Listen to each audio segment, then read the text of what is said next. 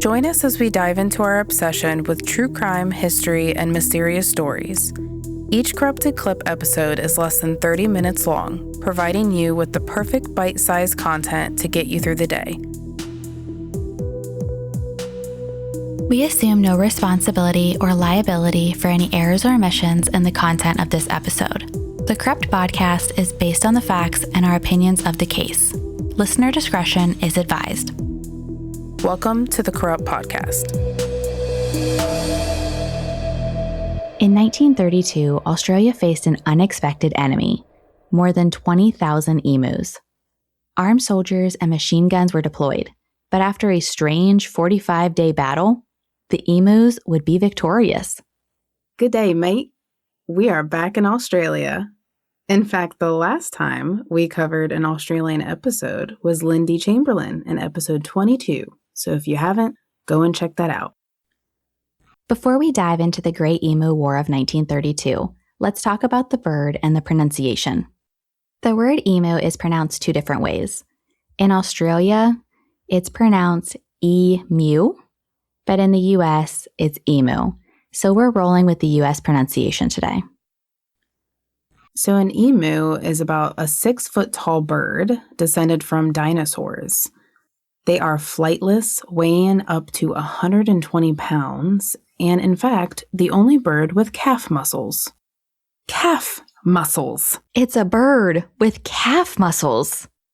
I don't know what it is about the emu. Their face, like their beak, it just looks like they're judging me. Like I've got poor decisions and they are judging me on it. It's their eyebrows for me. Do they have eyebrows? It's all just one. I don't know. It's not feathers. It's like fur. Yeah, whatever the furry part is right above their pupils. Oh, that's I see. What I'm talking about. It's got like a mean look and it's got a wily look in its eyes. Yeah. It's just like an overhang, like on a porch. An eyebrow overhang. At least it's not a unibrow. To be fair, it could be a unibrow because it goes all the way. We've got some hilarious photos of us with emus that'll be posted to our socials, so definitely check those out. You can see the emus judging us in real time. Emus have some badass strong legs, and they allow them to not only run up to 30 miles per hour, but also for long distances, up to 15 miles a day. It's incredible. Like us, they eat fruit, but not like us, they eat insects. Yet they don't have any teeth. So I know what you're asking. How do they ingest these insects without any teeth? What they do is they swallow small rocks to help grind up their food from the inside. Sounds painful. Emus are inquisitive by nature. They like to follow humans around just to see what they're doing. On the flip side, though, if they get cornered or scared, they have been known to kick, which I would imagine with those calf muscles, it's a scary situation. That's a rib broken. Oh, yeah. They're tall, though. Like, it's taller than I am. It's the neck, right? It's the neck. They're tall. They got you with that judgmental beak or those calf muscles with the kick. Just stay away from an emu. They do follow rain clouds, almost having like a sixth sense for where the water is going to be. On a side note here, I feel like any animals in Australia are like made out to kill you. And I say that in the best way possible, but like dingoes, them kangaroo jacks out there, they got everything that can kill you. Have you seen those muscles on the kangaroos? And then you've got the muscles on the emu. Like there's just everything. Everything is set out to kill them. I don't know how they live. They are just built different. I volunteer to go and vacation there. I will volunteer for that. We volunteer, okay? Let's go. We are going to see the Hemsworth brothers. That's not what I'm going to Australia to see, but okay. You'll be like promoting our podcast over here in a booth, and I'll be way where... You're going to be like looking up, over on where do they live again? What street? Yep, that'll be me. It's also called stalking. They probably don't like that. Probably not. But to get to the bottom of it, I just really respect them. I really do. They are handsome as all get out, yes, but I do respect them. I just want to make that clear. And talented. Back in 1960, a German zoologist, Klaus Immelmann, actually discovered emus have a bedtime routine. So what they do is they get into their nest, but squat for up to 20 minutes, wearing down before actually tucking themselves in for bed. Typically, emus live solo or in small groups, but as we will see, in times of drought, they will gather together. Before we dive into this case, y'all, podcasts are better with friends. So share us with your friends, your coworkers, your librarian, or even the cashier at your grocery store. You can also join the Corrupt crew over at patreon.com/corruptpodcast. Make us known, help us get our name out there, and we will supply you with corruption each week. Events leading up to the Emu War began when World War I ended. At that time, the Australian government offered thousands of returning soldiers undeveloped land to use for farming. In Western Australia alone, 5,000 Australian and British soldiers accepted the farming land. The problem is that farming wasn't as easy as the government initially made it seem. To create the farmland for the soldiers, native trees and plants were removed, and then water seeped into the salt-rich soil, bringing the salt to the top of the land. Some of the land would become what Australia calls salt useless.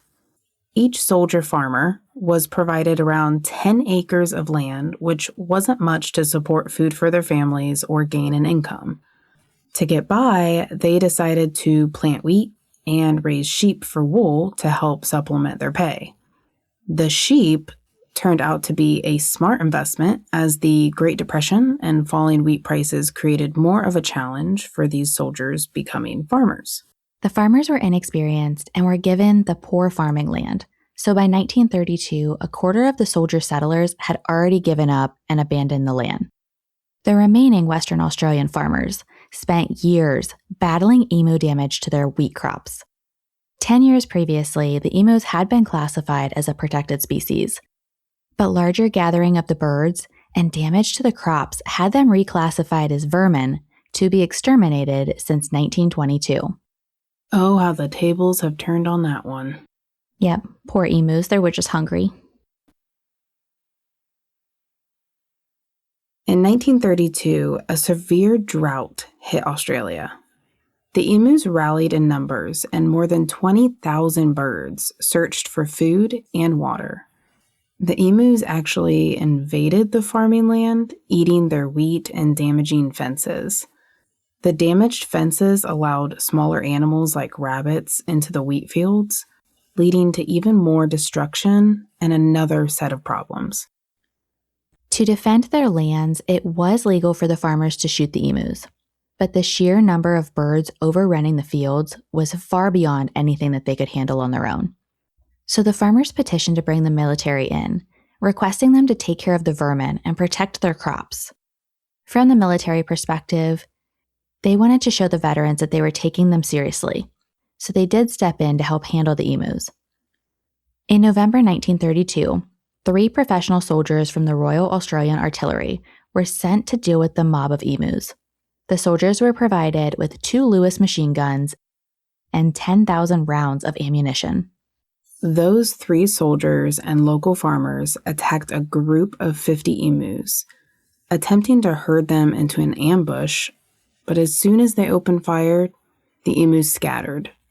A similar tactic was used later that day on a smaller flock, but the emus again scattered, making it more difficult to strike just one of the birds.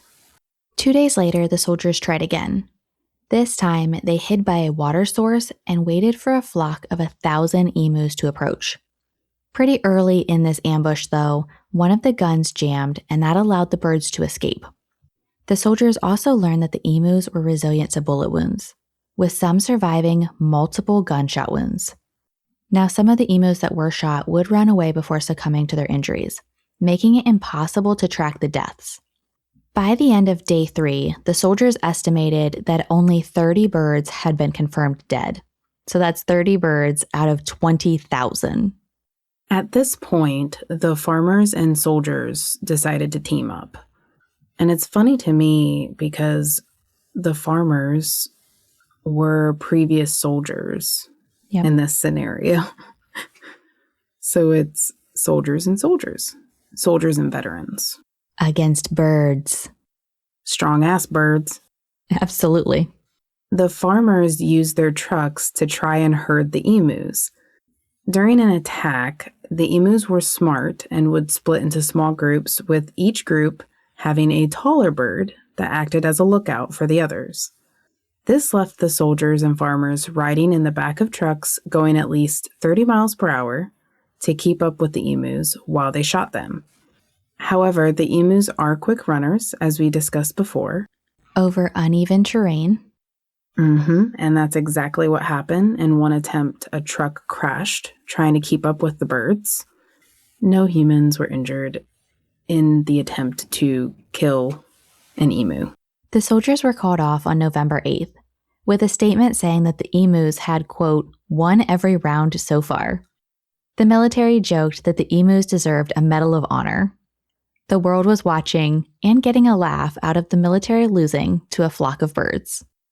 From the farmer's perspective, nothing had changed. The emus were still attacking the crops and damaging their land.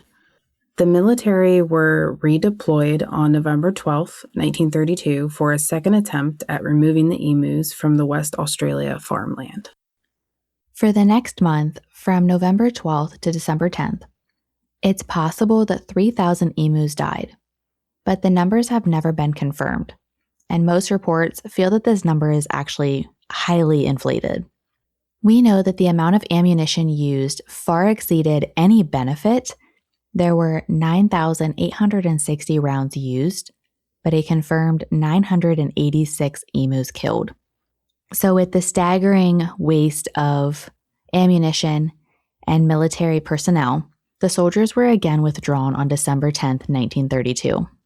Keeping that tactic of using a lookout to give the other birds time to flee, the emus had evolved.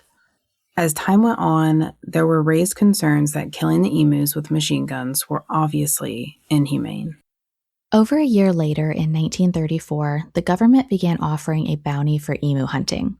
In just 6 months, 57,000 emus were turned in for the bounty. The success was short-lived, though, because of that huge population size. So for the farmers, again, not much changed. They begged for assistance in 1934, 1943, and 1948, but the government declined helping each one of those times. The emus became a protected species once again in 1999. Today, they have an emu barrier fence that run 114 kilometers or 70 miles through Western Australia. This is a woven fence that was originally constructed for rabbits, but in 1959, 2 fences were created that helped to reduce the movement of emus throughout the country. By 1963, the emu barrier fence became the state barrier fence and helped to keep out rabbits, foxes, dingoes, and emus. Before we end this, real quick, have you ever seen that short video of Emmanuel Don't? No. Emmanuel the emu. You have to look this up. Okay, it's of a girl. She's like a farmer, and she started a video and she was trying to explain like something about her cow. All of a sudden, all you see is like the face of an emu coming into the picture of the video. And immediately the farmer girl was like, Emmanuel, don't. Emmanuel, don't. And you just see his head like cocking to the side like, oh, what you got here? Because they're inquisitive. It's the funniest shit I've ever seen. I tell you, you have to look this up after we're done here. It is so I will look it up. That sounds funny. Yeah. I had to mention it.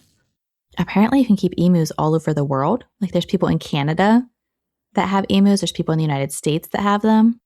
That'd be a wild pet right there. Yeah, pesty. I think they would be pesty. Yeah.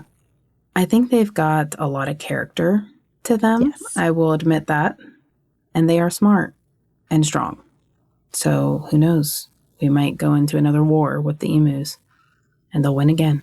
And like the intelligence that they have with having a lookout and splitting up and sending a taller bird with each like pod.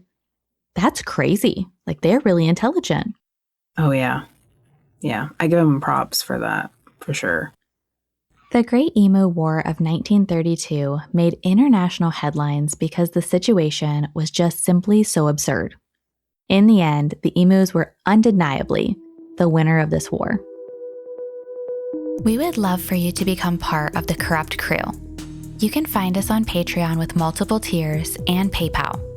This will score you our appreciation and will announce your name in a future episode. Both links are in the episode notes. Case suggestions and feedback can be emailed to us at corruptpod@gmail.com. The sources for this episode would be listed in the episode notes. You can find us on Instagram, Facebook, and Threads. Don't forget to subscribe to catch our new Corrupt content. Please also leave us a review wherever you're listening to this episode. Bye! Bye!